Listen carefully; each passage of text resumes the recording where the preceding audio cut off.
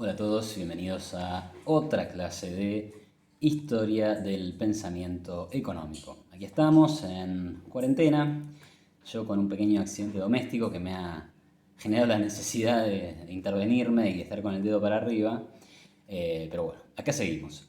La idea de hoy es ver el mercantilismo. ¿Qué fue el mercantilismo? Bueno, fue ese conjunto de ideas que tuvieron vigencia a partir del siglo XVI y durante prácticamente toda la era moderna, y que fueron previas al surgimiento de la economía moderna, adjudicado como padre de esa economía moderna a Adam Smith. Entonces obviamente hubo muchos pensadores, hubo muchos pensamientos económicos previos a Adam Smith, el más importante de los cuales, o el inmediato anterior, podríamos decir que fue la filosofía mercantilista, que además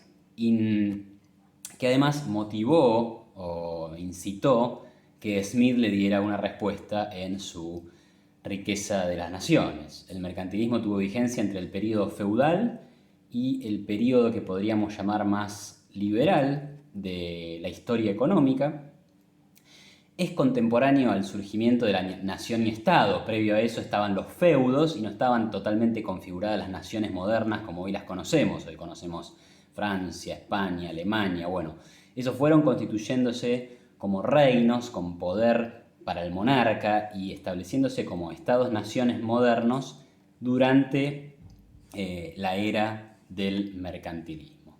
Y algo interesante para destacar de este periodo es que no existió un autor central que uno pudiera decir, bueno, el liberalismo es Adam Smith, es John Stuart Mill, son los seguidores de esa corriente, el marxismo es Marx y sus seguidores, el keynesianismo es Keynes y sus seguidores, la escuela austríaca es Menger y sus seguidores, sino que acá lo que tenemos es un conjunto de autores que tampoco eran necesariamente estudiosos exclusivamente, sino por ahí comerciantes o asesores de la política, que coincidían en algunos puntos esenciales, ¿no? Respecto del mercantilismo, tenemos dos aproximaciones para conocer las ideas. La primera es la aproximación doctrinal, ¿no? Y explicaría el mercantilismo como un triunfador en una competencia de otras ideas, es decir, una especie de cambios de paradigmas que se van imponiendo, y en esta competencia de ideas la mercantilista se impuso durante todo este periodo hasta que fue vencida por otra idea superadora, que fue la idea de la libertad económica, la desregulación, que vino ya más hacia la zona de la revolución industrial. Pero la otra aproximación es una aproximación que podemos denominar política, y política porque tiene el énfasis en los intereses políticos y económicos que había detrás de las medidas que tomó la política económica mercantilista. Es decir, el enfoque acá pasa por ver a qué grupo se beneficiaba con este tipo de políticas y asignarles a esos intereses el rol explicador de por qué efectivamente se tomaban dichas medidas, ¿no? Si vamos analizando la versión doctrinal de la explicación del mercantilismo, tenemos algunos puntos esenciales que algunos autores resumieron en 9 puntos, nosotros los vamos a resumir en 6, porque el punto 5 engloba muchos otros, y en donde lo que se destaca es, por ejemplo, el primer punto: el suelo es, para la agricultura, la minería y las manufacturas. En los autores mercantilistas veremos que se asigna poco rol o poca importancia a lo que son los servicios.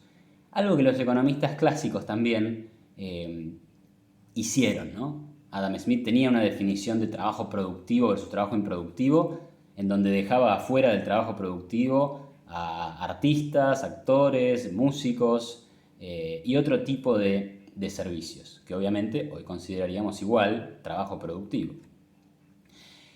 En segundo punto, se consideraba que las materias primas tenían que utilizarse en las manufacturas nacionales. ¿Por qué esto? Porque se consideraba que lo importante era producir bienes finales y no bienes primarios o bienes intermedios. Nótese la similitud entre el pensamiento mercantilista y teorías como la de la dependencia económica, que acá avanzó Prebisch y sus seguidores, ¿no? La teoría de que hay que exportar con valor agregado o hay que producir con valor agregado y no quedarse solamente en las materias primas. Esto ya tiene un origen en el pensamiento mercantilista. Como tercer punto, se deseaba fomentar una población grande y trabajadora, y vamos a ver que eso tiene un curioso correlato más adelante que tiene que ver con valorar la pobreza. La pobreza era considerada algo positivo para la economía según los mercantilistas. Y después el cuarto punto tiene que ver con ya un poco la esencia o lo que más se conoce de lo que fue el pensamiento mercantilista. Esto es prohibir todas las exportaciones de oro y plata. Y cuando uno decía en esa época que se había que prohibir las exportaciones de oro y plata, lo que estaba diciendo en realidad es que había que restringir las importaciones de productos. Porque en esa época el oro y la plata eran los medios de intercambios que se usaban para adquirir bienes y servicios.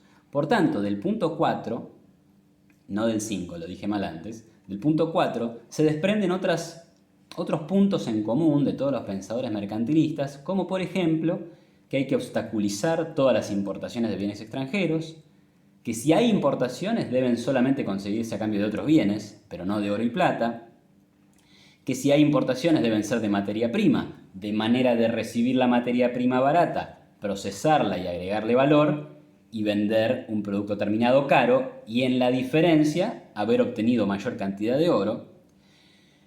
Y por último debían buscarse oportunidades para vender el excedente al extranjero a cambio de oro y plata. Este excedente que acabamos de mencionar de producción de agregado de valor. Finalmente se está diciendo, restringamos las importaciones y estimulemos en la medida de lo posible las exportaciones. En la esencia y en el fondo lo que se desea es que haya más oro dentro del Estado nacional. Finalmente, otro punto es no importar lo que existe en el país o puede producirse acá. Y acá, bueno, vemos que no importa si otro país lo produce más barato, no importa si otro país tiene ventajas absolutas en esa producción o ventajas comparativas, es deseable que la producción se realice en el país protegido, en la nación protegida, de acuerdo al pensamiento mercantilista. Otra mirada que obviamente hoy podemos asociar a todo pensamiento o teoría proteccionista. Hay que proteger, hay que restringir importaciones para que se produzca lo más posible en el país y por tanto evitar la salida de oro y plata para comprar importaciones. Este punto número 6, ligado a los demás, es uno de los temas que luego Adam Smith va a tocar para hacer una de sus críticas al pensamiento mercantilista, precisamente por no reconocer las ganancias que existen y los beneficios mutuos y sociales que se desprenden de la especialización y el comercio. Uno de los objetivos principales de la política económica mercantilista era obtener para la nación cantidades de oro y plata.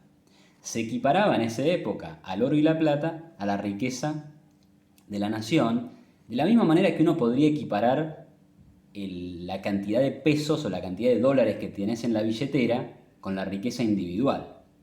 Lo que pasa es que riqueza no solamente es la cantidad de dólares que tenés en la billetera, sino la cantidad de bienes que podés comprar. Si un dólar no compra nada, en realidad no sos rico. Entonces lo importante realmente es el poder adquisitivo de ese dinero. Porque en realidad la importancia es la capacidad de los bienes para satisfacer nuestras necesidades. Y una persona, y por tanto también un país, es más rico en la medida que pueda encontrar bienes y servicios que satisfagan sus necesidades. Otra observación que Adam Smith le va a hacer al mercantilismo. La riqueza no pasa por la cantidad de dinero, no pasa por el oro y la plata, sino que pasa por la cantidad de bienes y servicios que una población pueda adquirir para satisfacer sus necesidades. Un principio que hoy está, por supuesto, generalmente aceptado, ¿no? La clave de la prosperidad es la productividad de los países y la productividad es lo que permite adquirir más bienes y servicios con menor esfuerzo, menor tiempo y menores recursos. Ahora, siguiendo esta línea de que lo que había de conseguir era oro y plata, se sigue de ahí que se quería un resultado comercial, es decir, una diferencia entre exportaciones e importaciones, de saldo positivo. ¿Mm? En este sentido, se ve el comercio como de suma cero.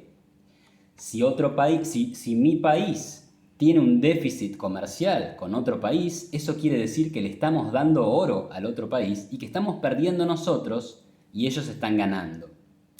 Cualquiera que haya visto los tweets o los discursos de Trump y sus asesores en materia comercial, de Donald Trump estoy hablando, el presidente de los Estados Unidos, va a ver que su discurso es muy similar a lo que se plantea durante el mercantilismo. Un juego de suma cero en donde el déficit en donde el déficit comercial implica que yo pierdo pero otro está ganando. Y en realidad lo que desconoce esta visión mercantilista es que en realidad ese déficit comercial es cierto que implica una salida de oro del país de origen, pero es a cambio de bienes que la población desea consumir o desea implementar en otras producciones.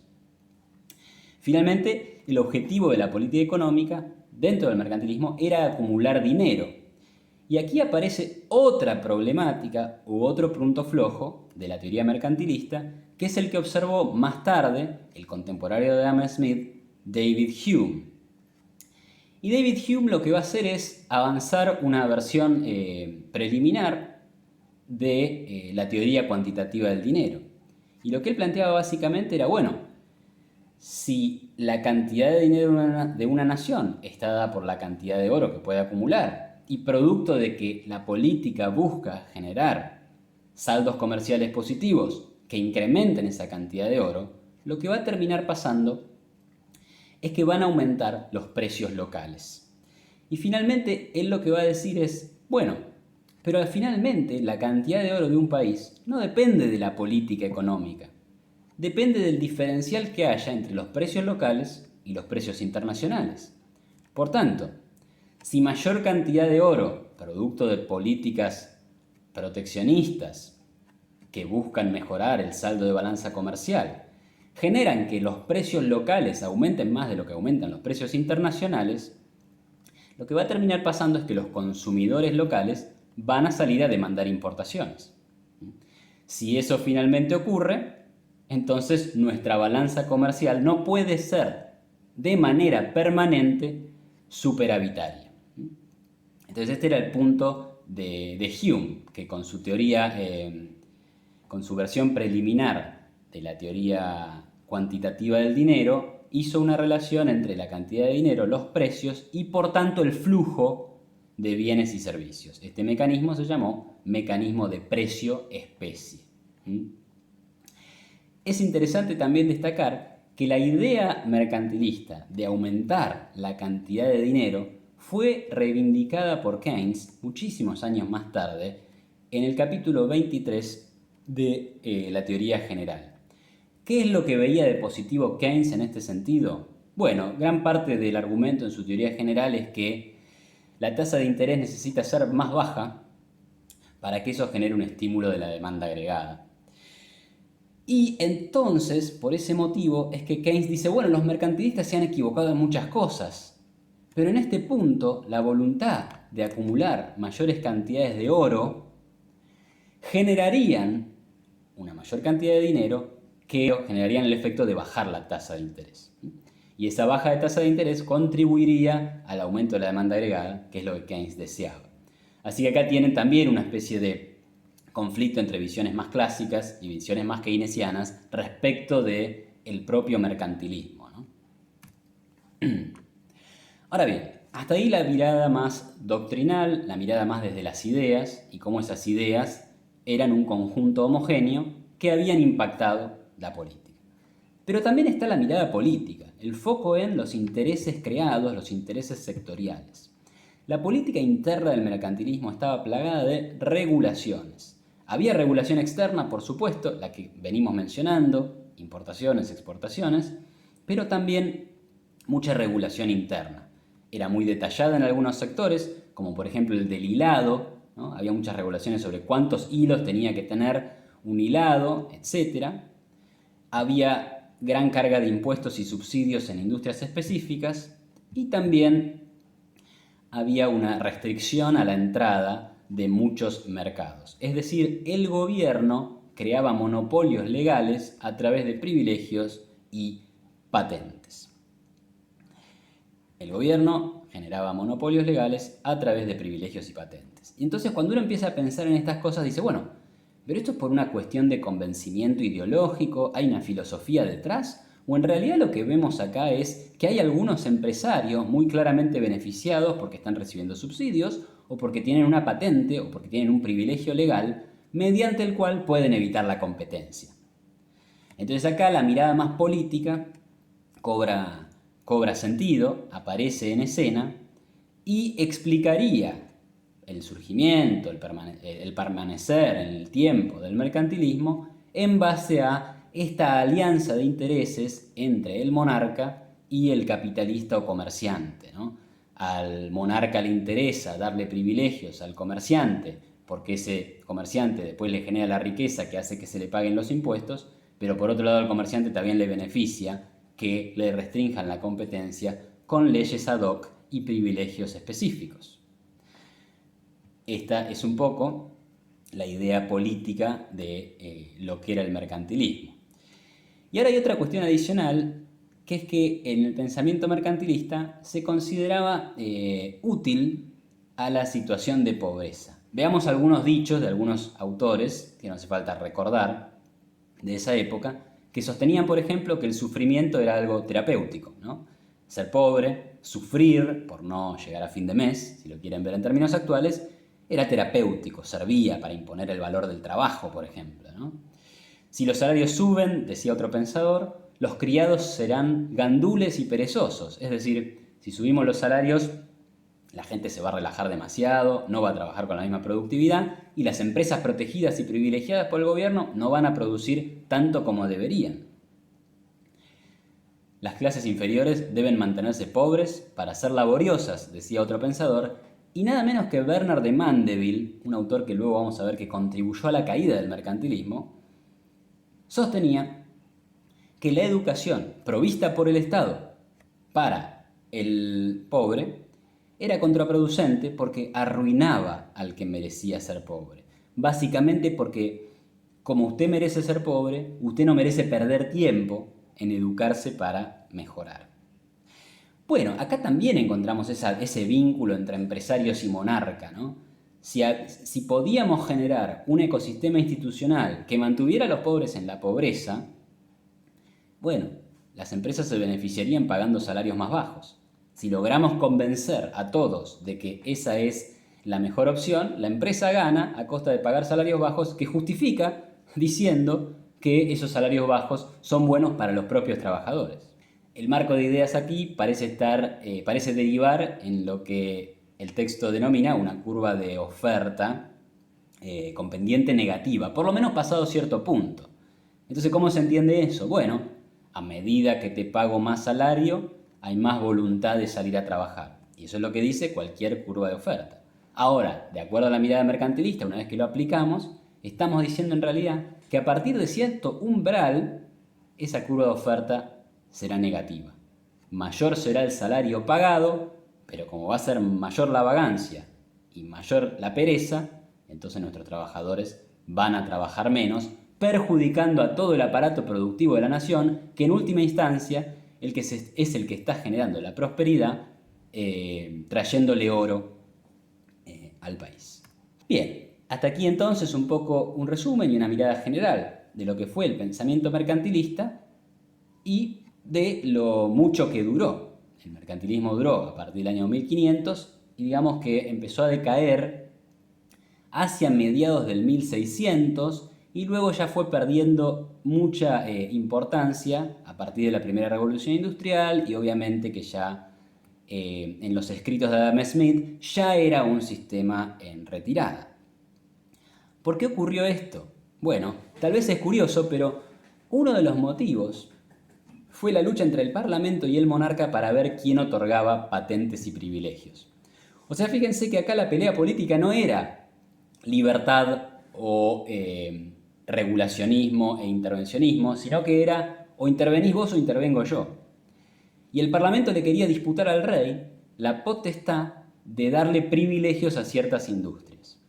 Lo que terminó pasando es que el Parlamento gana la discusión, se atribuye el poder de otorgar los privilegios, pero luego encuentra que es demasiado costoso hacerlo.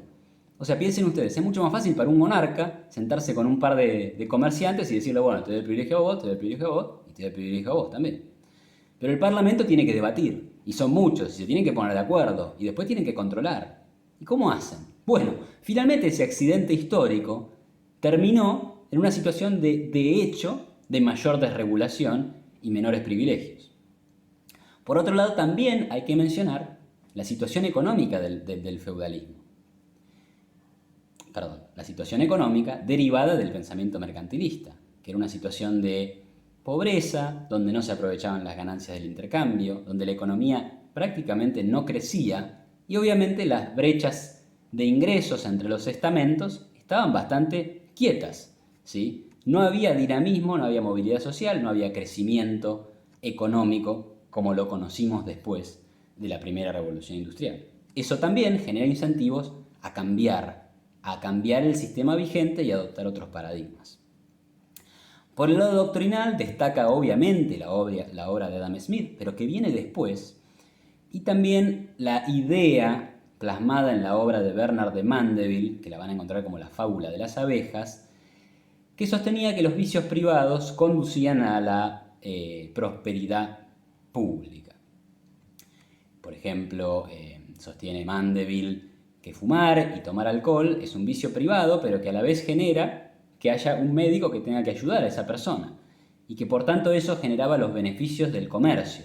Y así da muchos ejemplos y empieza a ayudar al cambio de filosofía, que después vamos a ver muy bien plasmado en las ideas de Adam Smith, quien planteará que no hay conflicto entre intereses individuales e intereses sociales, que el mercado es un lugar en donde el interés individual lleva a resultados positivos en materia social, y bueno, todo este pensamiento finalmente también cuestiona las bases filosóficas del mercantilismo, que en algún sentido te estaban diciendo, no, mirá, si los intereses individuales me llevan a tener un déficit comercial, yo lo tengo que restringir. Eso va contra el interés social.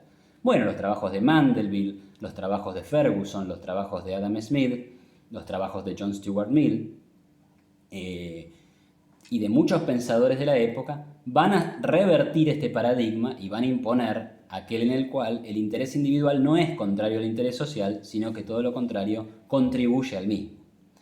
Las consecuencias entonces de este cambio político y de este cambio doctrinal son una mayor desregulación de la economía, un Estado que se empieza a correr del medio y se impone límites. La desregulación viene de la mano. Varios años después, este es un proceso que lleva más o menos 200 años, entre mediados de 1600 y alrededor del principio de 1800, 150 años, en donde Inglaterra, por ejemplo, adopta y sigue férreamente un sistema de patronoro, limitando el poder del Estado para crear dinero, y impone a su vez, le impone al monarca y al gobierno techos impositivos, ¿no? Entonces estos límites a la intervención estatal en la economía dan paso a una economía que, si bien no podemos llamar, no sé, ultraliberal, sí es mucho más capitalista y se transforma el paradigma económico, a la vez que también a partir de 1789 transformamos la era histórica y abandonamos la edad moderna para entrar en la edad contemporánea. Así que bien, eso sería todo por hoy. Esto ha sido el mercantilismo. Luego tenemos a la revolución de Adam Smith y luego continuaremos con la línea histórica del pensamiento económico. Muchas gracias y saludos.